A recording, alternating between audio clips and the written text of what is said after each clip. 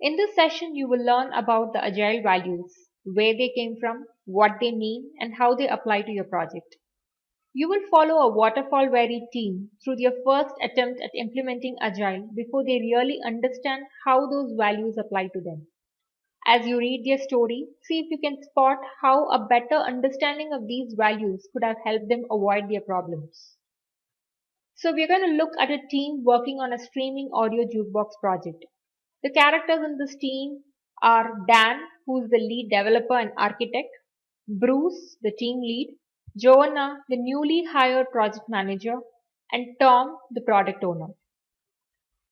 As we discuss now, Dan is a lead developer and architect at a company that makes coin op games and kiosks.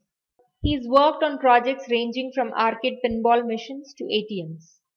For the last few years, he's been working with a team lead, Bruce. They bonded on a release of the company's biggest product, a Vegas slot machine called the Slotomatic Weekend Warrior. Joanna was hired a few months ago as a project manager to head up a project building software for a new line of streaming audio jukeboxes, which the company wants to introduce and sell to bars and restaurants. She was a real prize. They poached her from a competitor that already had a successful jukebox on the market. She's been getting along really well with Dan and Bruce, and she's excited about starting on a new project with them.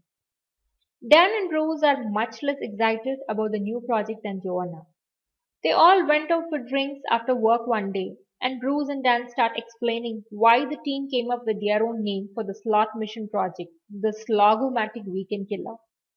She wasn't happy to learn that in this company, failing projects are the rule and not the exception.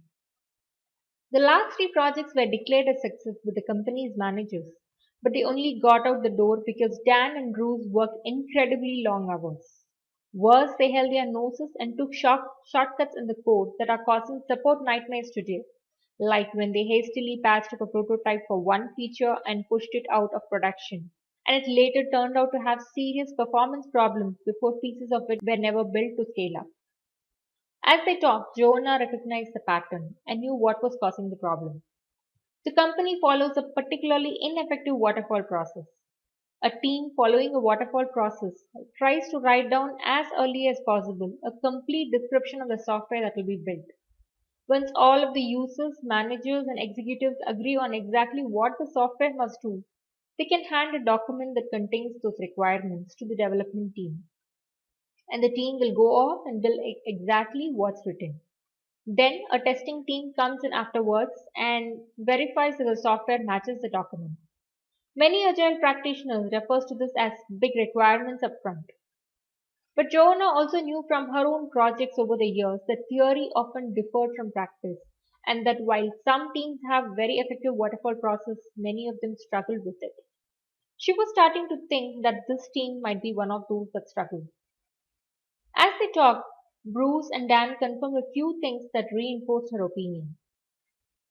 Just as Joanna suspected, there were a lot of specifications sitting in large binders and gathering dust on shelves all across the company. Somehow, everyone expected a group of users, managers, and executives to create a perfect requirement specification. In real life, the spec had a nasty habit of changing so that it could be inaccurate by the time the team got their hands on it.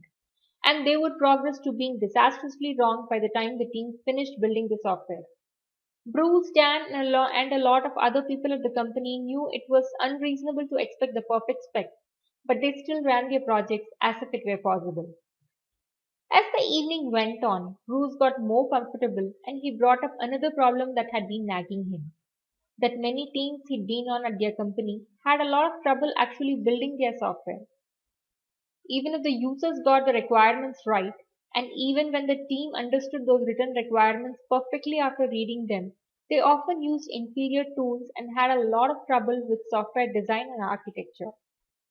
This led to Bruce's team repeatedly building software that had a lot of bugs and often was an unmaintainable mess.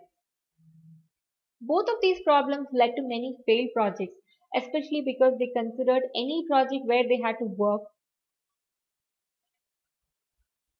many 90-hour weeks and delivered buggy codes to be a failure. Joanna explained that the biggest cause of those failures was the inability of the waterfall process the company followed to handle change. In a perfect world, the waterfall process would work just fine because at the start of the project, everyone would know what exactly they need to do at the end. That way, they could write it down in a neat spec and hand it off to the team to build. But real life projects never seem to work that way. Dan and Bruce were now officially drunk and deep into marathon gripe session with Joanna. Dan told her that on almost every project they had worked on, the customers decided partway through that they needed the team to build something different than they. Dan told her that on almost every project that they had worked on, the customers decided partway through that they needed the team to build something different than what they had originally planned on. Then everyone had to go back to the beginning of the waterfall. According to the strict waterfall process the team was following, they were supposed to write entirely new specifications, come up with a different design, and build a whole new plan. But in reality, this almost never happened, and it was rare that they had time to throw out all of the code that had been written so far. Instead, they usually ended up hacking together a solution of the existing code. This rework led to bugs because taking software that was designed for one purpose and hastily modifying it to do something else often results in messy, tangled code, especially when the team is under pressure. Adapting it to the new use would have taken up precious project time, so they ended up with the poor workarounds and brittle code. What Dan, Bruce, and Joanna were starting to realize by the end of the night was that their project's problems were caused by overly rigid documentation, poor communication, and bugs, which led to projects that could not keep up with the normal project changes.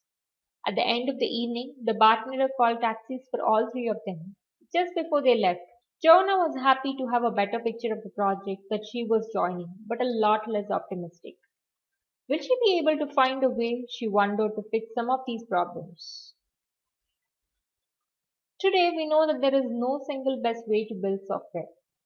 But while that's not a controversial statement now, for much of the last century, many people in the industry would have loudly disagreed. There was a general feeling among many practitioners that they could deliver a single highly prescriptive silver bullet method that would solve project problems for everyone, everywhere. Many people felt that the developers could build software just by following a set of instructions, like following a recipe or assembling a product on an assembly line. Dan and Bruce know firsthand that this doesn't work because they lived through years of managers in their company throwing methodologies and technologies at their projects without any real lasting improvement. The company's attempts at finding a silver bullet software process were usually enormously disappointing for everyone involved and especially for Bruce and Dan because they were asked to follow an ever changing series of processes that they hadn't asked for. Joanna was also no stranger to this from her own career. At her last job, she was routinely handed a rigid set of requirements and ordered to come up with a plan to build them out into software. Teams were then given her plan, ordered to follow it to the letter. Teams that planned the work and worked the plan were doomed to build software that was often outdated and not useful to their users even on the day it was deployed.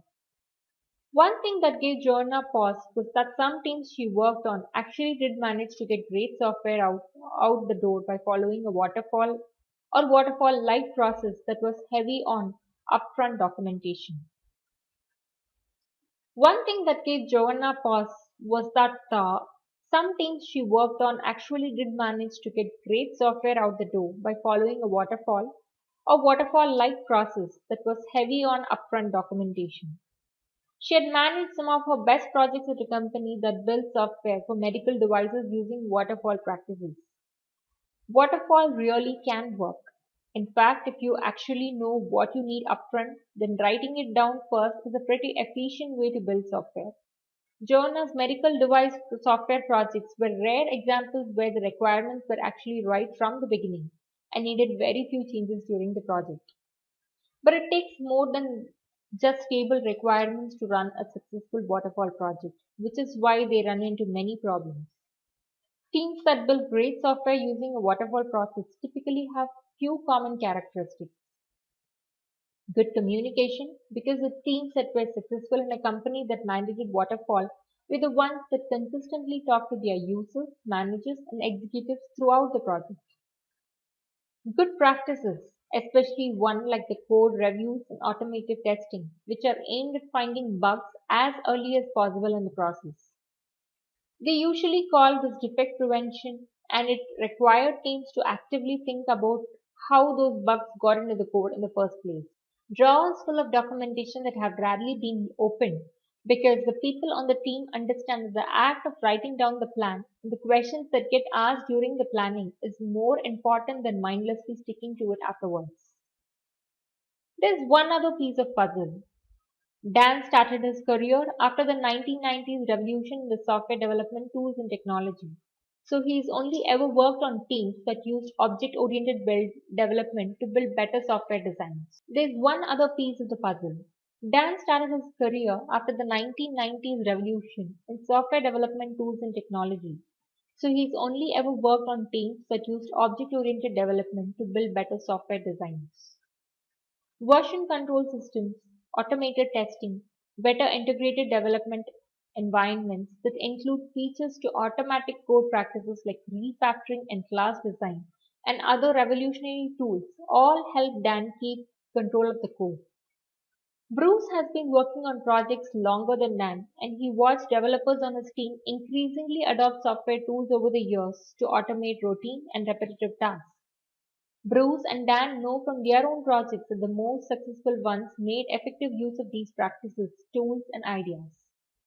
That left more time for them to talk to their users and teammates and to think about the problems they had to solve instead of fighting with the code. And as it turns out, when waterfall projects are run effectively, it's because their teams take to heart many of the same values, principles, and practices that agile projects follow. Projects that are running using some agile techniques and practices but don't really follow the agile values and principles often end up running into the same kind of problems that plague waterfall projects. Unfortunately for Bruce, Dan, and Joanna, they are about to learn this the hard way. A waterfall process requires a team to write down a complete description of the project at the beginning of the project and then build exactly what they wrote. The waterfall process made it difficult to respond to change because of the focus on documentation rather than the collaboration. There is no silver bullet process or practice that makes projects run perfectly. Teams that make waterfall do it by adopting effective software practices and principles, especially ones that improve communication.